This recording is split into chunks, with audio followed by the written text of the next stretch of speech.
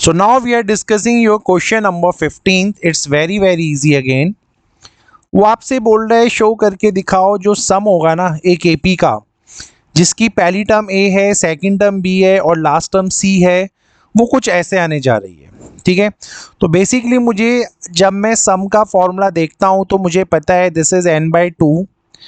अब क्योंकि यहाँ पे मुझे फर्स्ट टर्म और लास्ट टर्म दोनों दे रखी है, तो मेरे लिए अप्रोप्रिएट है कि मैं a प्लस nth टर्म वाले फॉर्मूले ही लगाऊं सम में, जो कि हमें पता है। तो with this logic it is very clear, this will become n/2 into first term is your a and the last term is c। ठीक है, तो मेरा जो आंसर चाहिए मुझे कि a प्लस सी अपॉन 2 इस फॉर्म में वो ऑलरेडी आ चुका है। अब बस मुझे b plus c minus 2a upon b minus a लेके आना है, और वो आएगा किसकी जगह वो भी आपको पता है, वो आएगा इस n की जगह, है ना, क्योंकि यही n एक्स्ट्रा है। तो इस क्वेश्चन में मुझे देखो पहले ही हिंट मिल चुका है कि जब भी मैं इस n की वैल्यू निकालूंगा वो value b plus c minus 2a upon b minus a के इक्वल आएगी, और मैं डायरेक्टली उसको यहाँ रिप्लेस करूंगा। तो अब बचा ये n की वैल्यू आएगी कैसे। तो यार हमारे पास एक सम का फॉर्मूला होता है, एक nth टर्म का ही फॉर्मूला होता है। तो अब मैं उसको अप्लाई करने जा रहा हूँ, a plus n minus 1 into D. nth term मतलब लास्ट टर्म इस AP की है c, ये है हमारे पास a, ये है मेरे पास n माइनस 1। अब आता है डिफरेंस का बात। अब पहली टर्म इस AP की a है, दूसरी टर्म इसकी b है, तो डिफरेंस जब आप देखोगे तो डिफरेंस इसका आ जाएगा b माइनस a।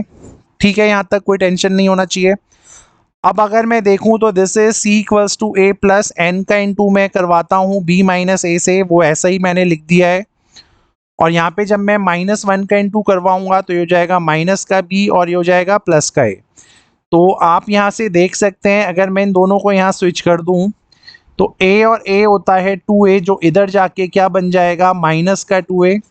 ये जो माइनस का b है इधर जाके क्या बन जाएगा बेटा प्लस का b, और ये किसके इक्वल आएगा n इंटू बी माइनस ए के। अब ये दोनों यहाँ मल्टीप्लीकेशन में नीचे आके b माइनस ए डिवाइड हो जाएगा, तो n की value as I told you it will come as c plus B minus 2a upon b minus A. So अब मैं अगले स्टेप में कुछ भी नहीं कर रहा हूँ, मैं इस वैल्यू को पुट करने जा रहा हूँ सीधे इस n की जगह।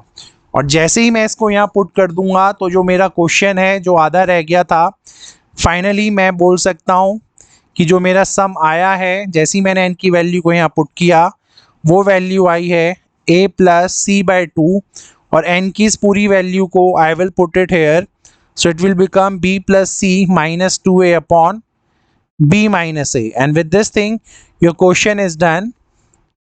Thank you.